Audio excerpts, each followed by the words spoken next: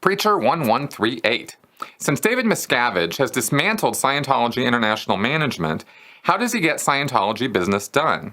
Are there any executives left, or does Miscavige simply run everything himself? Since INT management is largely gone, in general, what Scientology executives are there left? And do the executives get any perks or better pay than the staff or Sea Org?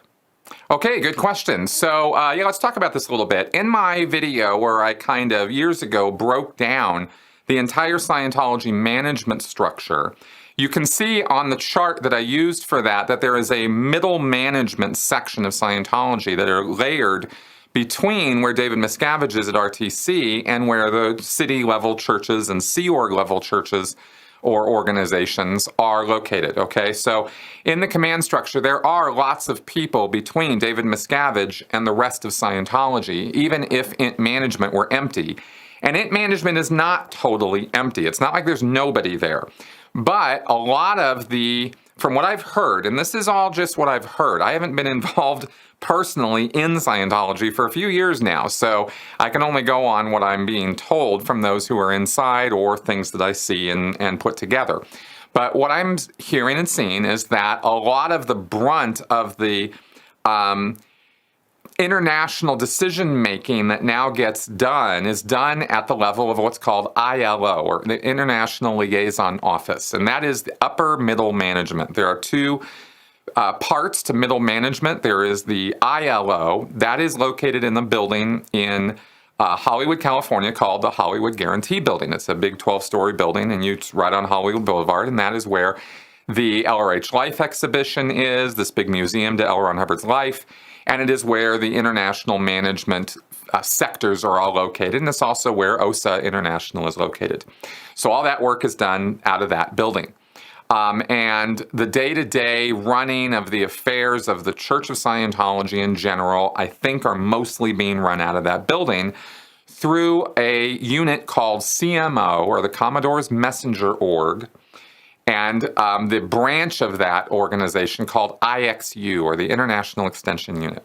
CMO International is located at the Gold Base in Hemet, in San Jacinto, California. Outside Hemet, I should say. So that is where you have the highest level executives and the old guard guys who have been put in the hole or doing whatever they're doing now. Miscavige would pull people, by the way, out of the hole when he needed them for things, and I'm sure that's still the case. Miscavige will, pick on anybody he needs or wants in order to get certain tasks done. But he seems to use those guys more as attack dogs now when there's going to be some kind of it's been years, but, when he needed attack dogs for media reports or to go on CNN or something like that, then he would pull these guys out of the hole and ship them off and do that, and then they'd come back and go right to the hole.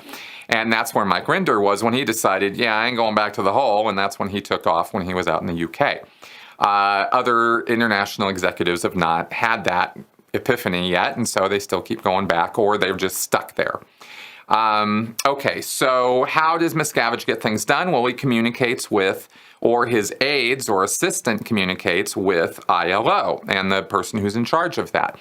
And I don't remember the name of that person, or, I heard the name of the person who was running that a year ago. It easily could have changed by now, because if there's one thing that's consistent in the Sea Org, it is that people do not last very long on their jobs. They get transferred around all the time, either because of punishment or because of personnel needs in different places. Miscavige has suddenly got his attention on this area, and we need people there, and so we rip off Peter to pay Paul, and then Miscavige later on, 6 months or a year later, he's got some other thing he wants done, and so now we're ripping off people and putting them there for that emergency. And this is just usual activity for the Sea Org, so they're always moving and shuffling people around, because they don't have enough people to deal with all the demands that they have.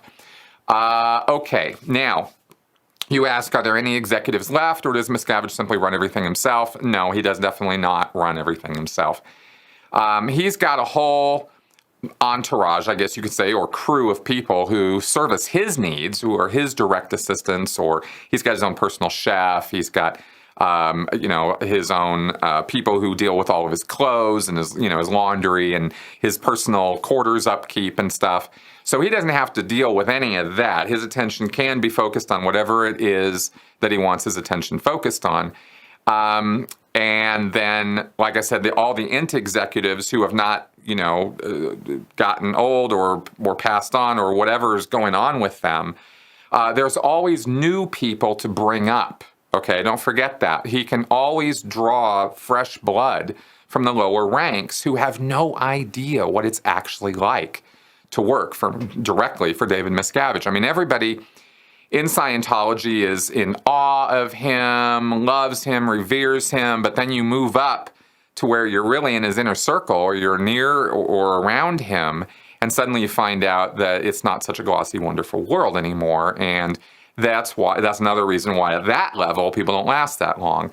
But for those who can tough it out and persist and believe in the Scientology goals and all that, they can last for quite a while. And that's where he gets that new blood from. So he's always got an ability to replenish. He's sort of done more, though, because he's sort of really literally torn down the structures of international management. And again, this is all described in that Scientology Organizational Madness video that I made years ago. As far as I know, everything I said in that video is still 100% true. Okay. And then you ask here, do the executives get any perks or better pay? Yeah, from time to time they do. I can't speak to now, but in the past they certainly have. Bigger bonuses, not necessarily regular weekly pay that's any better.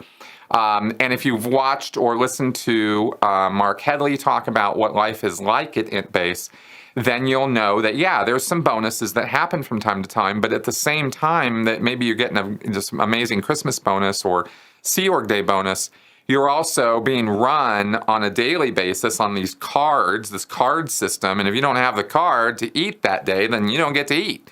So it's kind of, it's a little Lord of the Flies-ish, kind of situation up there. So, so that's basically what I can say about that. I'm offering broad things here, but I'm trying to stay within the realm of what I actually know. So hope that answers some of that at least.